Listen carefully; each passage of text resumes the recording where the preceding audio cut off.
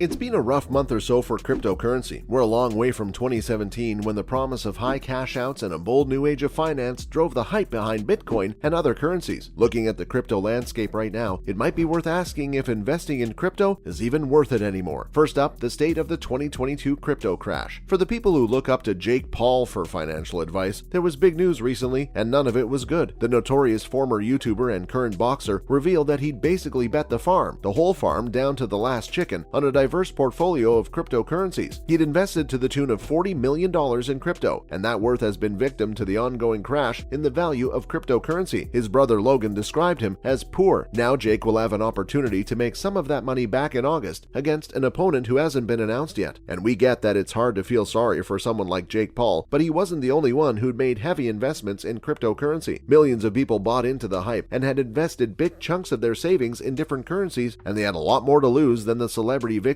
of the crunch. Bitcoin's value has dropped to $20,000, which is the lowest the currency has been since December 2020, and Bitcoin is the benchmark. Its underperformance shows that the market in general is in pretty poor health. Will cryptocurrencies achieve the market volume that they had before? It's hard to say, but there doesn't seem to be a light at the end of this tunnel right now. That's why this might be a good time to reconsider the role crypto was playing in our finances up to this point and what its future should maybe look like. What caused the current crisis? To figure out what crypto's future could look like, we have to understand its present. The market is going through a major catastrophe right now, and it's really important to know if something like this could happen again. For starters, crypto is a victim of a general economic slowdown. There are many reasons behind it, including the fact that we hadn't fully recovered from the impact of the COVID pandemic, and Russia is currently invading Europe's breadbasket. Experts point the finger more strongly at rising inflation and housing costs in the US and the UK, which is prompting investors in those countries to cash out of their more risky investments, crypto being the riskiest of them all. Market sentiment is also being hurt by international responses to crypto. China heavily curtailed crypto mining a few years ago, which incidentally triggered a crash at the time, and they've now banned transactions in cryptocurrency. Russia was supposed to become a big supporter of crypto because of the falling value of their rubles, but they're planning similar policies to China's. And the crash is prompting financial administrations around the world to consider restraining the Wild West lawlessness in the crypto world. When it comes to economics, it's hard to list all the reasons that anything happens, but these are definitely the biggest things to note in the current crash. The silver lining is that these are once-in-a-generation events, meaning that crypto investors don't really have to worry about them for quite some time. But that doesn't mean crypto is crash-proof now, does it? Now, crypto's outlook. The truth is, 2022 wasn't the first time crypto has endured a crash. Individual coins have been influenced by everything from market pressures to what Elon Musk says on SNL. The crash of a whole market, though, is a very different thing. A single one can destroy an entire industry, yet crypto has endured a few of these crashes in its time. Does that show crypto is uniquely resilient? Can you expect to hodl your way through every crisis? An important thing to remember, and something experts have been warning about for years, is that crypto is an intangible asset. It's pretty much just a bunch of computer code once you break it down. For that reason, crypto has no intrinsic value, and so it's only worth what others in the crypto market agree it's worth, and people have suffered too much lately to think crypto is worth all that much. How many people will invest in something again after having lost it all before? Combined with the increased regulation, excitement for crypto is down. At the World Economic Forum this year, experts speculated that we might be saying goodbye to tens of thousands of coins in the coming months. The stalwarts like Bitcoin and Ethereum will stick around, but people are cagey about investing in them too. It sure looks like crypto's time in the sun is coming to an end. Better things on the horizon? There is a way for crypto to survive though, and maybe even thrive. The key thing to note here is that it involves a radical rethink of crypto's role in the world. Those WEF experts who predicted the fall of all those cryptocurrencies didn't just stop there. They also hailed the current crash as a potential opportunity for the crypto market as a whole. In the speculative mania that has surrounded crypto over the past few years, people kinda lost track of what this was all supposed to be for. This so-called crypto winter may give us a chance to reboot cryptocurrency and brings things back to the fundamentals while still focusing on the future. Next, the currency of the future. All of this started with Satoshi Nakamoto, founder of Bitcoin, promising us that the world of finance will never be the same. As he debuted his open source technology to the world, he opened the floodgates for cryptocurrencies to emerge, with the promise that the people could take money into their own hands. Banks? No thanks. Fiat currency? So 2000 and late. That vision was totally forgotten as people essentially gambled with crypto, but now that a lot of those investors are bailing, we may have a chance to strive for that future again. There have been some developments in that regard. Gucci, Off-White, Hublot, and many other luxury brands have been embracing crypto payments in a retail context. Imagine that, using a currency as money. Stay Stablecoins are going to be important if we're going to make this a reality, and that's not very encouraging to say when the ongoing crash started with the collapses of Terra and Luna. But just because something failed once doesn't mean we should never try again. The creators of the stablecoins had the right idea, even if they stumbled on the execution. After all, we can never get to a point of spending crypto the way we spend any other money if the value of crypto is so volatile. Oh, and all the speculation and pump and dumps are gonna have to go. That's where government regulation might actually help the cause. The more we can crack down on illegitimate and frivolous use of crypto, the more we can build crypto into a legitimate thing. Now, beyond cryptocurrency, it's a shame that no one talks about the blockchain anymore. While it was a big part of the overall hype behind crypto at one point, the world just takes it for granted as part of the package of cryptocurrency. But the fact is that blockchain is a cool technology, and we can do more with it than just make new coins. Well, one of the new things we did with it was create non-fungible tokens, or NFTs. It's hard to say NFTs are a net positive for the world though, as they have their own issues that we could probably address in a whole other video. If banks remain a part of the crypto-driven future, they could use blockchain technology to streamline many parts of their own operations too. Blockchains could facilitate money transfers, currency exchange, and even protect the security of user data. That last one is pretty important because, as we've seen over the years, the vault where banks keep our data isn't as secure as the vault where they keep our money. Governments can also use blockchains and even cryptocurrency as a foundation for their information security and social safety nets. We saw during the pandemic that many governments around the world wanted to give stipends, stimulus checks, and other benefits to people stuck in lockdown and those who became unemployed. Those programs were totally overloaded because the system behind them wasn't designed to deal with that kind of situation. This would go hand in hand with efforts to regulate and control the use of blockchains and cryptocurrency. And let's really open our third eyes and think about the ways that crypto can enrich our world. We could have a whole new level of remote work where you could live in one country and work for a company halfway around the world and still get paid without the handshakes of multiple banks. What if we could deliver aid directly to the crypto wallets of victims of a natural disaster? Could UNICEF bypass shady NGOs and corrupt governments to give money to starving families in war zones? Maybe we shouldn't give up on crypto and blockchain all the way, or maybe we're just being dreamers. One thing's for sure, the only clear answer to the question of whether you should invest in crypto is not right now. That's all for our crypto naysaying today. What do you think about the present and future of crypto? Have you given up on it, or do you still think a rebound is on the horizon? Or maybe you never believed in crypto in the first place and are feeling vindicated. Sound off in the comments below and make sure to like, share, and subscribe.